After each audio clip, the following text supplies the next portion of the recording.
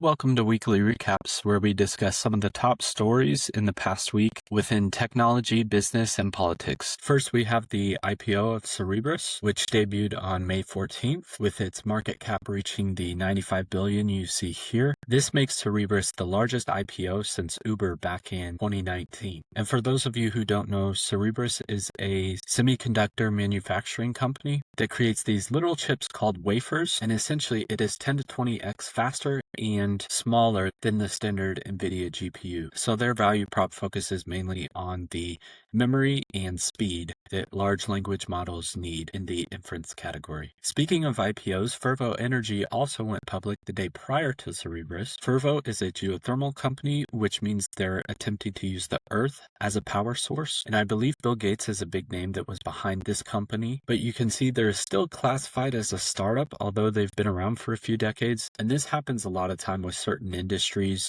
that have a lot longer development cycles, whether it be research and patents. And the nice thing about this company is they're using a lot of existing technology, so it's not necessarily building out a completely new roadmap that has never existed before, but they're relying a lot on oil and gas and different energy sectors for specific parts of their production. All right, a lingering IPO that we'll continue to hear about is SpaceX, which is currently set to debut on June 12th. So you can see here that they've approved a 5-to-1 stock split. So what is the point of this? In my mind, generally a stock split, it means the company and shareholders are trying to incentivize retail investors to get in. So whether this be to pump up the value using the money of retail investors to dump the stock or to hold on to that stock and keep its value. I remember back around COVID, Elon did this multiple times with Tesla. As the share price ran up, a lot of retail investors were hesitant to buy more, and I believe the stock splits allowed more retail investors to get in. So generally, there's a price range that most companies want to stay in if they're optimizing for the market cap. More in tech, OpenAI recently launched a deployment company, which will act as a consulting arm. You can see they have 3 top-tier consultancies that are backing this effort. So now you can kind of see a back and forth between OpenAI and Anthropic.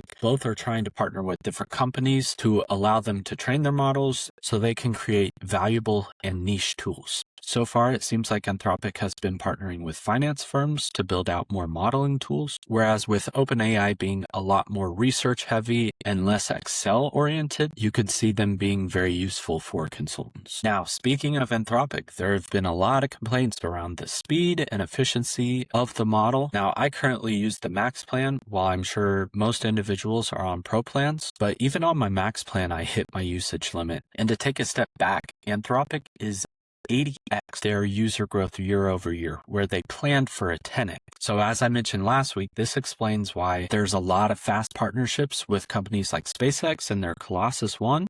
And if they were to continue their pace of growth for the next year, it would likely put them within the top 3 most valuable companies of all time. Now, remember how I mentioned Anthropic was partnering with Wall Street? Well, they too are expanding into consulting. So PwC is one of the big 4 consulting, and they focus more on accounting. So there's kind of a mix of both. But the craziest thing is we're seeing this enterprise engagement with 30,000 US employees. So this is one of the first stories we're hearing of large enterprise pretty much all-in engagement with an AI company. As with the Wall Street companies, a lot of this is going to be for diligence and valuation, but PwC also has deployment teams that will be utilizing Cloud Code. Shifting over to politics, headlines like these still persist as the crisis of Hormuz is ongoing. However, big news in the last week as President Trump and President Xi of China met for the first time since 2017, and this took place in China. However, President Trump also brought with him 17 of America, which their companies combined have an astounding $12 trillion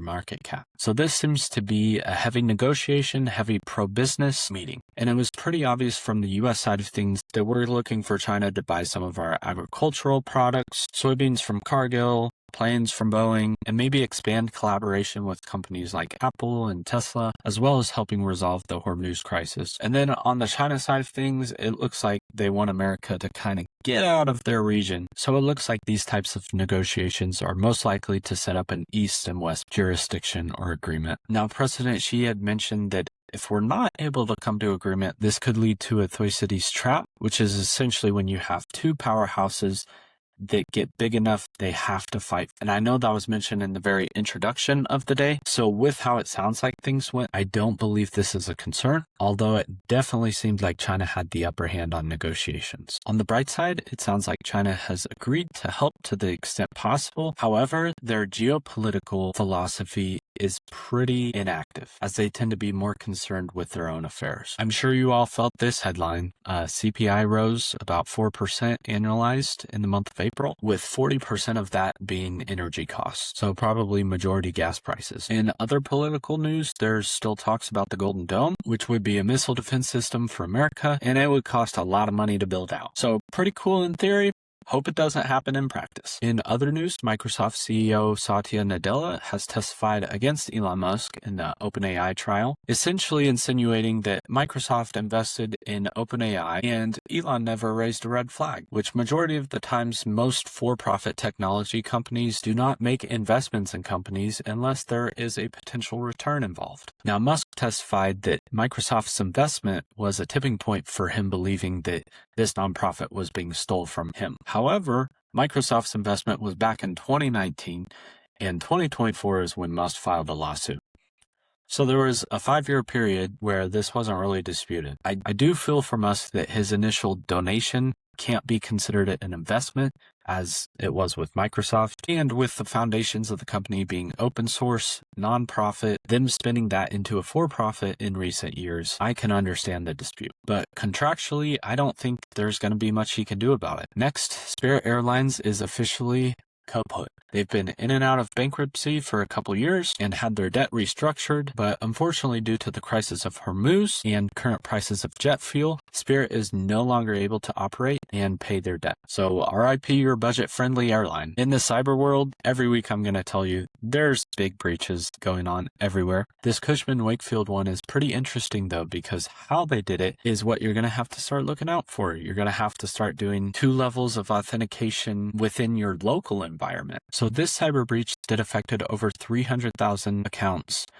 was used by voice phishing. So what they're doing is they're recording the voices of employees and using AI to recreate those, asking for informational requests and things of that nature. So this is where you're going to start to see a lot of corporate training on cybersecurity and AI policies. All right, as appreciation for those of you that have stuck through the video, I have one of the best stories that I've saved for last. So this story comes from the All In podcast that I highly recommend. So David Freeberg, who is one of the hosts, occasionally does a science corner where he talks about what new developments or events are happening within the realm of science. And recently he has spoke on essentially the summer that's ahead of us. So there's a lot of predictive analysis that you can do by monitoring the temperatures of the sea. And essentially what it is the hotter the surface of the sea, the hotter the summer's going to be. And this can lead to droughts and high temperatures, crop shortages. So the main takeaway is that from the analysis, the summer of 2026 and the following year